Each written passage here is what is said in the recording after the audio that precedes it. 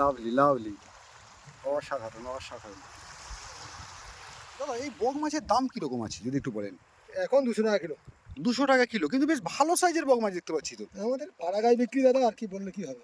আচ্ছা, তো এই সাইজের বক মাছ মোটামুটি 200 টাকা কিলো পাড়াগায় পাড়া গাঁয়ে। এগুলো তো অসাধারণ। মার্কেটে হলে তো এখন আর 300 টাকা কিলো। মার্কেট হলে দাম বেশি পড়বে, তাই তো?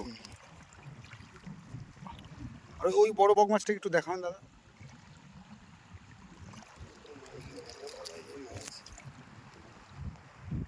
ওই ওই বড় মাছটা একটু দেখান। বললাম যে হাফ শেয়ার করতে হবে আমার সাথে। ইয়েস, এই যেটা কিছুক্ষণ আগে দেখালাম বন্ধুরা, এই কিন্তু দাদার ছাড়ানো হয়ে গেছে জাল থেকে। তো এবারে জলে নামার পালা। আর সামনে দেখতে পাচ্ছি গোবিন্দ।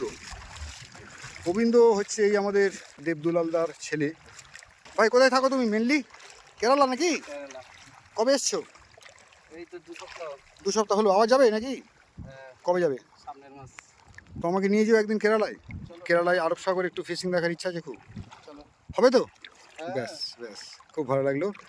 তো ও চলে এসছে বাবার সাথে একটু জাল থেকে মাছ ছাড়াতে। এই দেখুন এবার মাছ আটকে আছে। আর আমরা ধীরে ধীরে জলে গভীরের দিকে চলেছি বন্ধুরা, দেখুন। তো এখানে হয়তো 1 হাঁটুর উপরে জল আছে, আর জালটা শেষ হচ্ছে সেই দূরে। গোবিন্দ কি কি মাছ পেয়েছো? মাছগুলোর নাম বলা যাবে একবার? পার্সে, রামফেসা, চাকলে, বগমাছ, আচ্ছা, খয়রা, এই 4 সাইজের মাছ তো এখন পাচ্ছি। বাহ। এটা কি? সালপেট। আচ্ছা, অনেকে শাল ফিশ বলে বা বাঁশপাতা কি হয় বলে। বিভিন্ন মানুষ বিভিন্ন ধরনের নামে চেনে মাছ। ইয়েস, তার মানে এই যে মাছের নাম নিয়ে যে ম্যাক্সিমাম গোলযোগ দেখা দেয়, সেগুলো বিভিন্ন আঞ্চলিক বিভিন্ন নামে পরিচিত আছে, তাই না? এক একটা অঞ্চলের মানুষ সেই নামটাকে এক ধরনের নাম দিয়েছে। নাহলে কখনো জুতো মাছ নাম হয়, জুতোর সঙ্গে মিল আছে জুতো মাছ, বোঝো। কুত্তার জীবের সাথে মিল আছে, কুত্তা জীবা, তাই তো এরকম বলে। হ্যাঁ।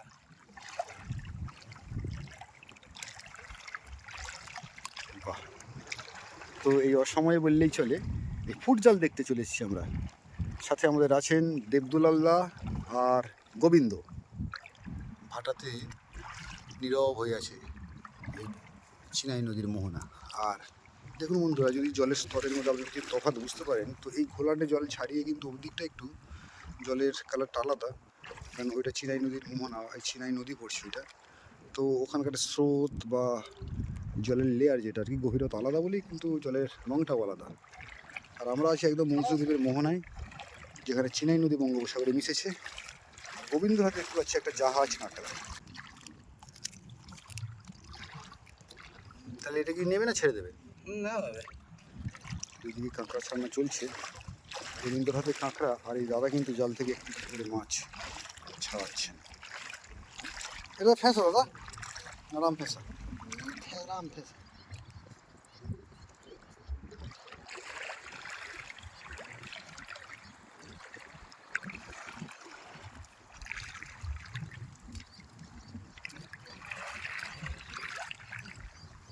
কি আছে এটা? বেলে মাছ। বেলে মাছ।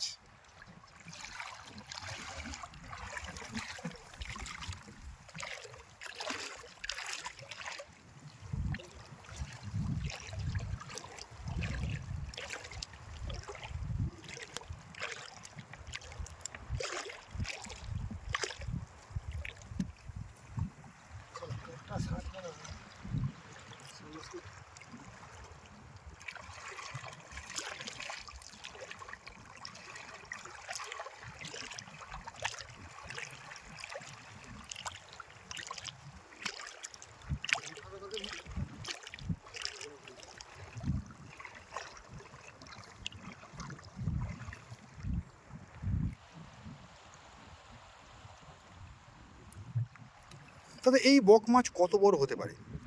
5 kilo 4 kilo 5 kilo. 4 kilo 5 kilo হয়? বাহ। না আমি ফ্রেজারগঞ্জে দেখেছিলাম এই জাতীয় মাছ অনেকটা লম্বা অনেকটা বড় হতে। সেইগুলো কি এই মাছই না অন্য কোনো সেগুলো থাকে? এই মাছই না?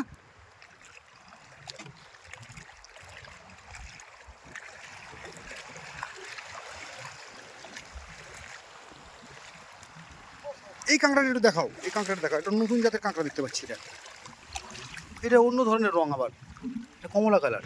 এটা তো আমাদের এই সমুদ্র কালার মতোই কি না, একটু আলাদা, একটু আলাদা কি এগুলো একটা অন্য হ্যাঁ, প্রজাতি। অন্য প্রজাতি।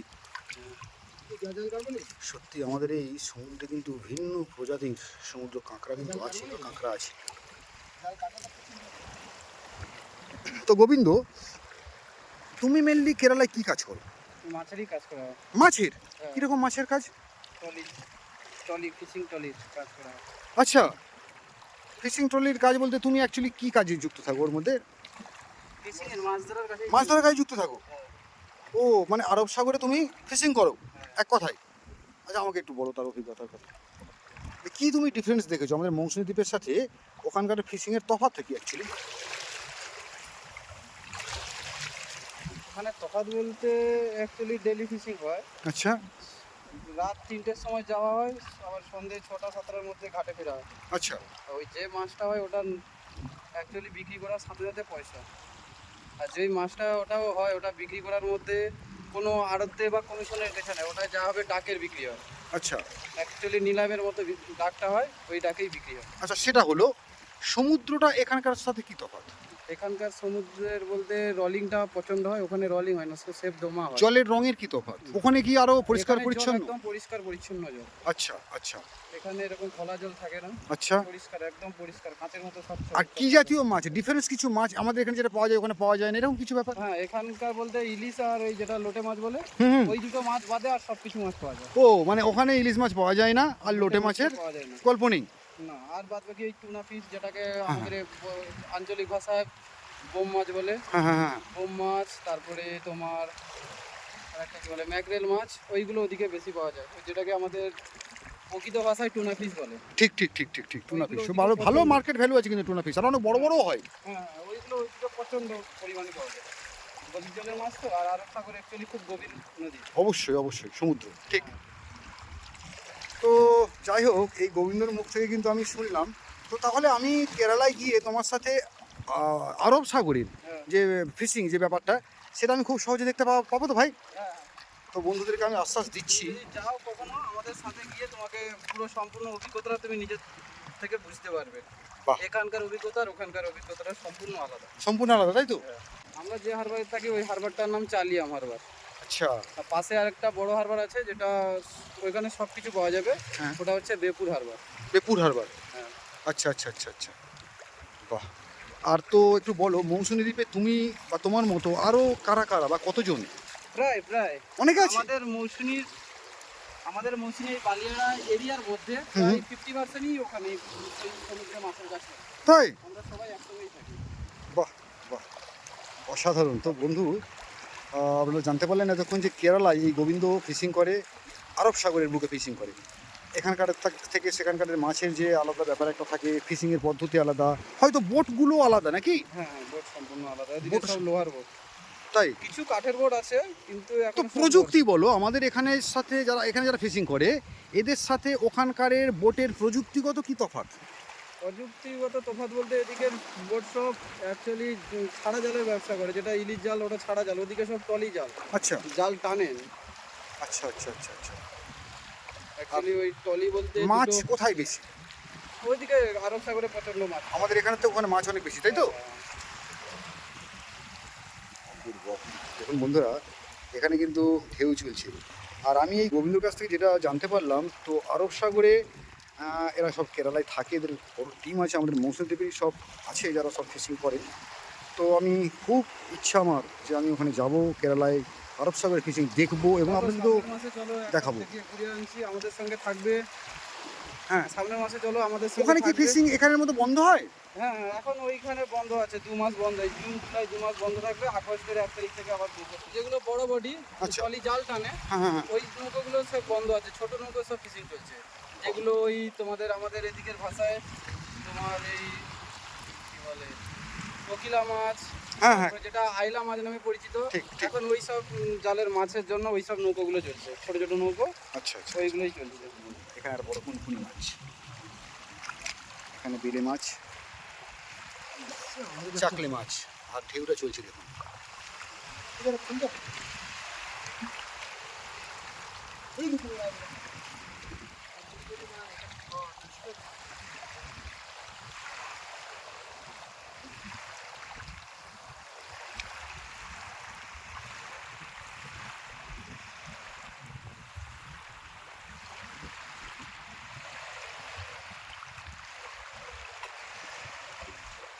জাল দেখা প্রায় শেষ হয়ে এসছে, আর জাস্ট একটুখানি বাকি রয়েছে।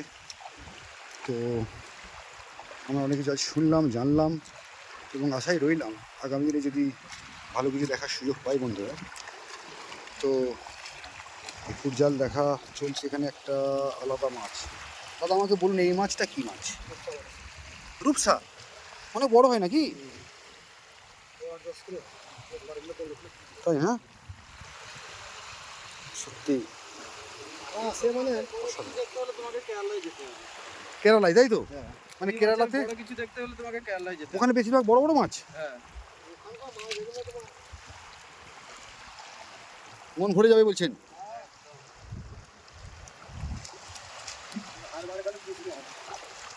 বাহ, ওখানকার মাছ বিক্রি করার পদ্ধতি প্রসেস সম্পূর্ণ আলাদা।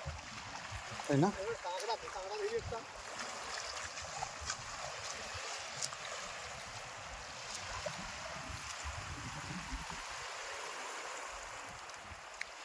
এই তো এইটা হচ্ছে অরিজিনালি সমুদ্র কাঁকড়া, জীবন্ত অবস্থায় এক্সপোর্ট হয়। জীবন্ত অবস্থায় এক্সপোর্ট হয়, ঠিক। আর বিদেশেই এর চাহিদাটা বেশি, যদি ঠিকঠাক মেয়ে কাঁকড়া হয় কি সময়, তা নাকি? হ্যাঁ।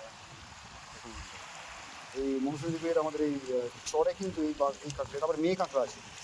বাহ, মেয়ে কাঁকড়া চেনা যায়, কিভাবে চেনা যায়? আপনি কাঁকড়াটা ভালো করে ধরে একবার উল্টাবেন।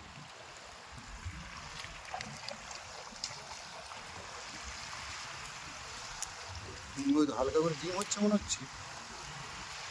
দেখুন বন্ধুরা, মেয়ে কাঁকড়ার এই পেটটা চওড়া হবে, অসাধারণ। ঠিক আছে, সত্যি কাঁকড়া একটা খুবই আকর্ষণীয় বিষয়, খেতেও অসাধারণ। দেখুন বন্ধুরা, জাল দেখা আমাদের প্রায় শেষ। আর আমাদের এই পূবের চরে কি সুন্দর একটা এই ভাটার ঢেউ চলছে, এই চর জুড়ে দেখুন দূরে বড় বড় নৌকা দাঁড়িয়ে আছে। আর এইরকম একটা মৃদু স্রোত চলছে চিনাই নদীর মোহনায়। জাল দেখা কমপ্লিট হলে কী কী মাছ পেলাম এটা দেখে নিচ্ছি। অনেকটাই মাছ পেয়েছি। এই না, এই যে আমার বাড়িটা বেশি। এই সাবধান, খাবার মাছ না।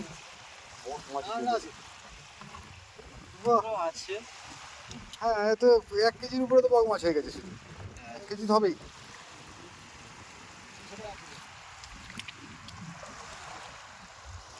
লাভলি লাভলি, অসাধারণ অসাধারণ। তো বন্ধুরা, এর সাথে সাথে আজকের ভিডিও শেষ করলাম। অনেক গল্প শুনলাম, অনেক কিছু মাছ দেখলাম। আর মৌসুমী দ্বীপের মোহনা থেকে আপনাদেরকে প্রত্যেককে আরও একবার ধন্যবাদ জানিয়ে এই ভিডিও শেষ করলাম। সঙ্গে থাকবেন, দেখতে থাকবেন আমাদের পেজ কাগজের মধ্যে।